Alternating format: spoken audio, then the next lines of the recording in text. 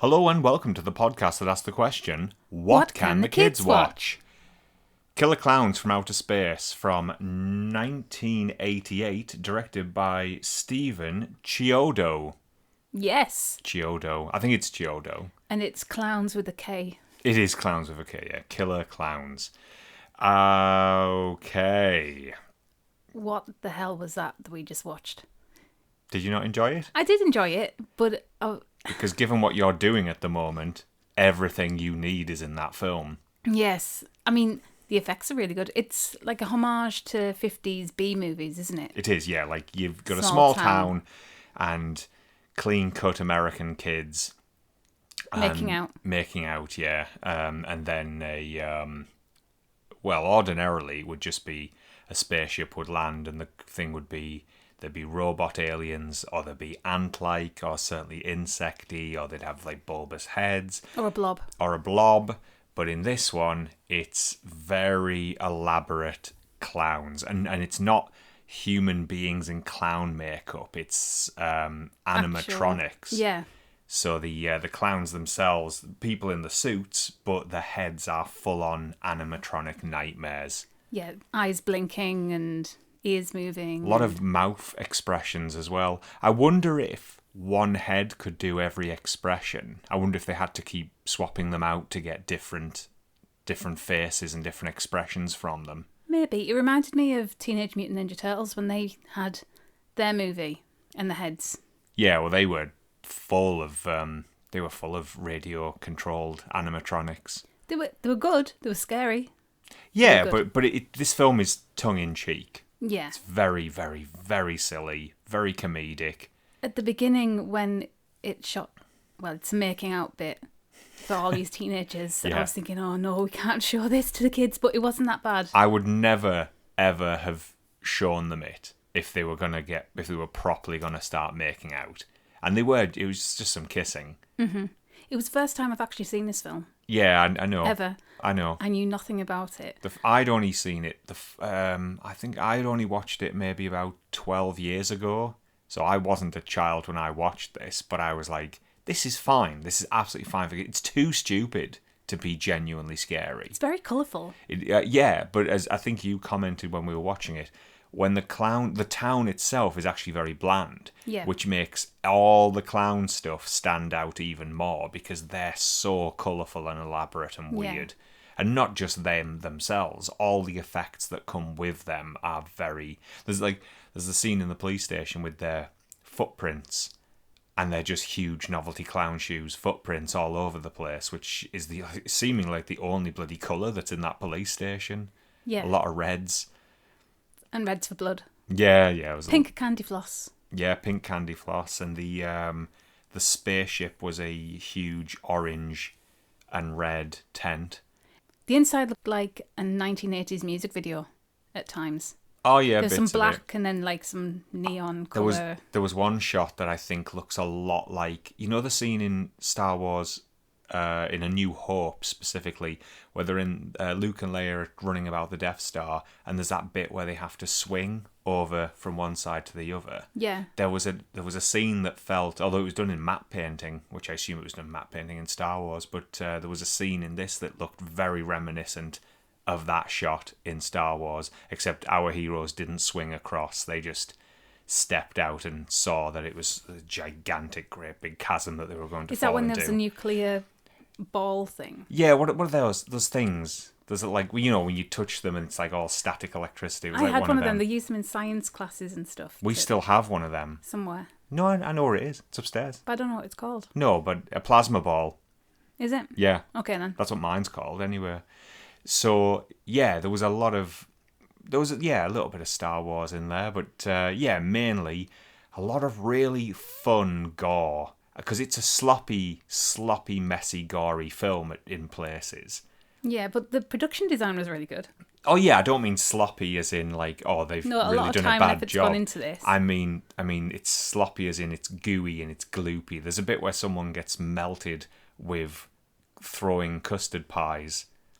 And they end up in like a gloopy mess and you can skeleton coming out. Part of the cream is blood and melted flesh, Yeah. That's excellent.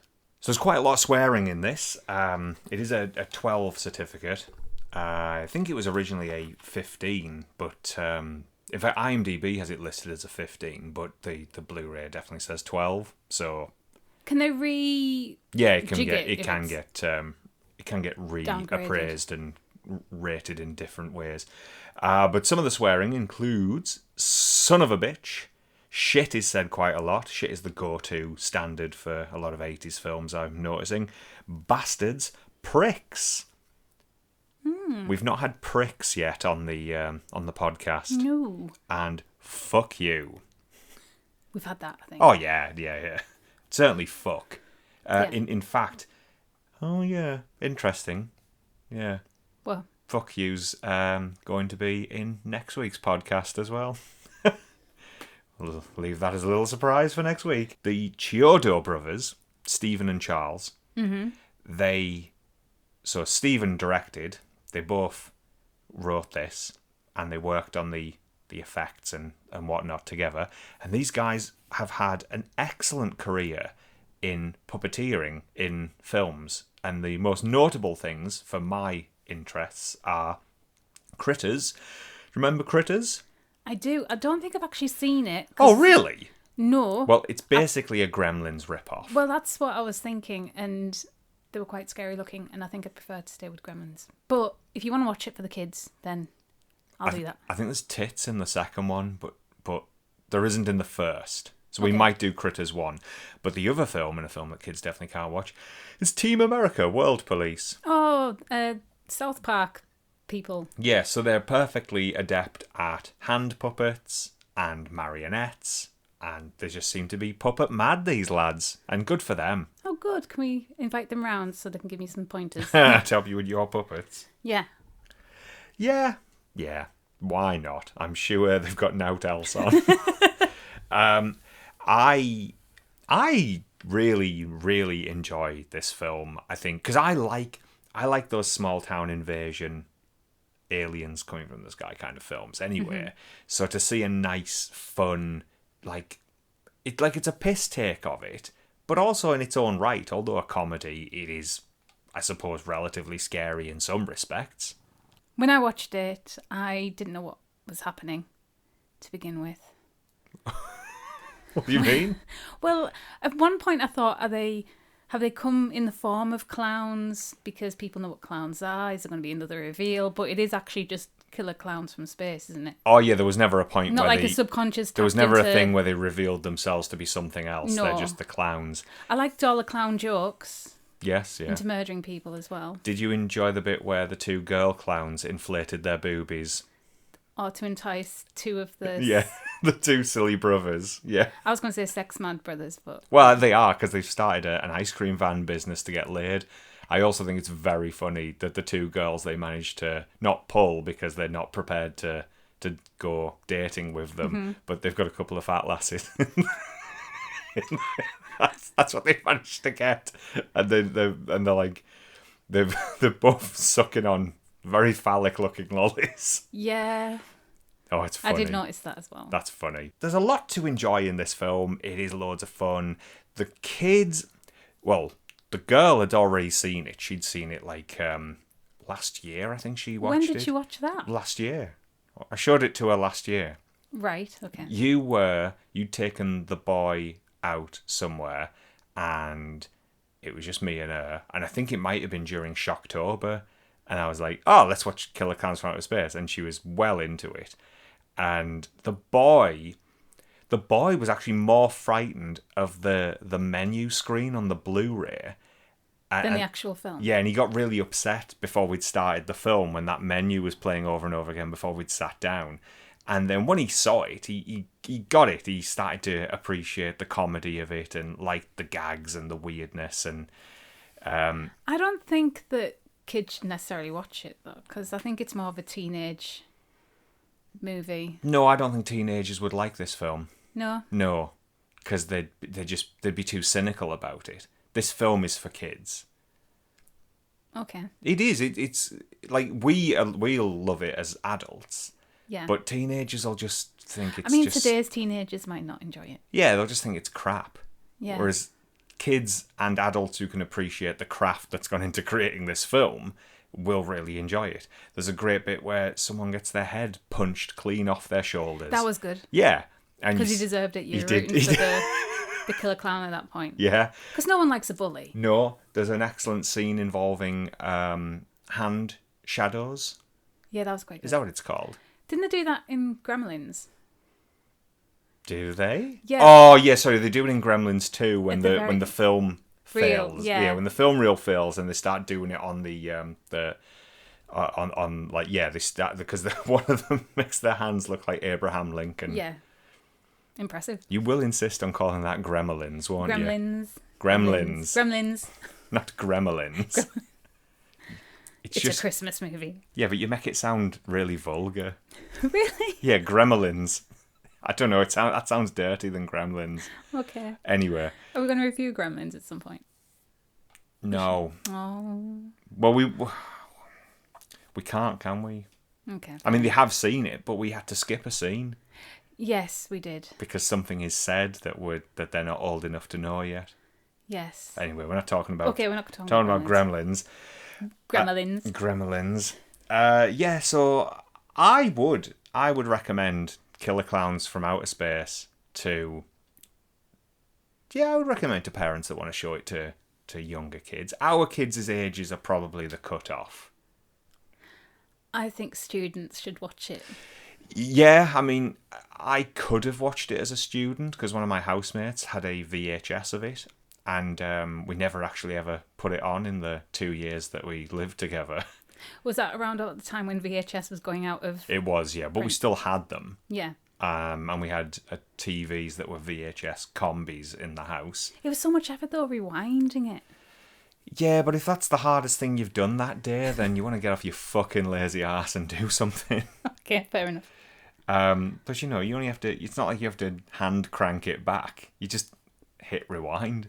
No, but that awful whiny noise it used to make as well. That's fine. Just go and put the kettle on. I mean, I won't because I don't drink tea, but Mm-hmm. So, yeah, I would recommend Killer Clowns from Outer Space. I think it's loads of fun. They tried. There was talk of a sequel series at one point. But that has never seen... Really? Yeah. But that has never seen the light of day. But I do think there's a game. I think quite recently there has been a very retro-looking game made to celebrate the joy that is Killer Clowns from Outer Space. Because it's a legitimate cult movie. Yeah. It's one of those things where, the director hasn't gone on to direct a bunch of things, but has gone on to do incredible things in the film industry, and probably every film shoot he's on, someone will say, "Oh, so what have you done?" He goes, "Oh, I directed Killer Clowns from Outer Space," and undoubtedly someone on the crew will have gone, "Oh my god, that film was so amazing! I wanted to make films when I watched Killer Clowns from Outer Space." It'll happen. It'll happen on every shoot, and they'll be hired based on the fact that directors are like, "Oh, I love that film. You need to come and work with me. We're gonna do some puppet stuff. You're the people." I won't deny the clowns looked really scary. Yes. And really well made. And the car. I loved the little... Oh, yeah, the car was The clown good. car. That was quite... I was like, oh, I'd drive that. So there's no big names in this film, except for John Vernon, who is Officer Mooney. I recognised his voice. Yeah, you might have done. He was in Batman the Animated Series as the gangster Rupert Thorne. He's also in the Wayans Brothers comedy I'm Gonna Get You, Sucker. He's also the mayor in Dirty Harry. I saw him in a really good film the other day with Michael Caine in it called The Black Windmill, where he was the villain. And he's just got a very powerful voice. And I mean, you could argue he's maybe slumming it in this film, but he puts in a full shift, and what happens to him and the performance he has to do before the film is done with him is very, very well observed, to the point where I wonder if he used to do that at drama school for a laugh, and then years later it's turned out he's in a film where he can utilise that very, very specific talent that is required of him, I think. Did anyone else go on to do anything? Not specifically, no. That guy, the main guy, whose name I don't know, but his eyes are too close together. His voice is incredibly annoying. Which one do you mean, the cop or the boyfriend? No, the boyfriend. The boyfriend. He's got the most stupid voice, and his eyes are too close together, and he annoys the shit out of us. And the cop is way more handsome and like stable. He should be the. In fact, at the end, he gives the girl a bit of a sort of kiss on the back end. It's like, oh, this hasn't. We haven't switched. She's not switched to you, pal. Although she should.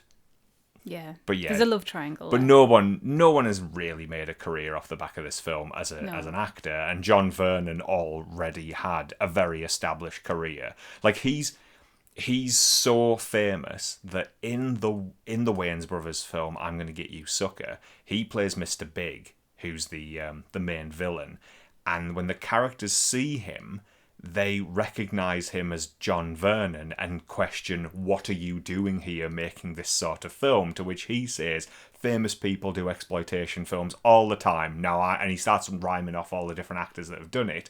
And then he goes, and now I'm here playing Mr. Big. And then they get on with the plot. Because I'm Gonna Get You Sucker is obviously one of the style of comedies where it's very self-referential. And it's a parody of blaxploitation cinema of the 70s. Kids can't watch that, though. Okay. I don't know. Maybe they can. Oh, they wouldn't get the jokes. Your first reaction was not to show them, so I would go with that. Yeah, but I can't remember any jokes in it that there's no. I can't think of any nudity in it. But the jokes are all on a level of they just wouldn't understand it.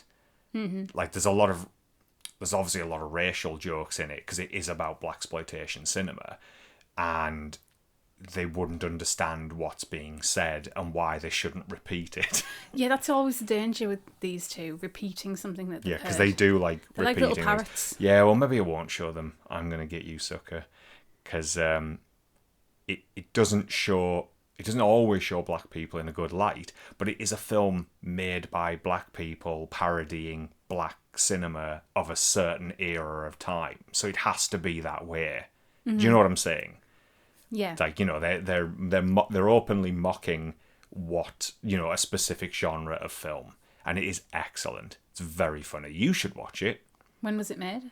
That's made in the late 80s as well. It'll be around the time of Killer Klowns, when John Vernon was just doing any old fucking thing, apparently. But God love him. Great voice, great actor, and he's very good in Killer Klowns. He's really good at being a disgruntled arsehole.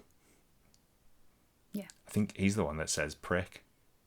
Is he? Yeah, I'm sure he is. In fact, most of the swearing comes from him. Yeah, that's true. Right, okay. I think yes. I think show your kids Killer Klowns from Outer Space.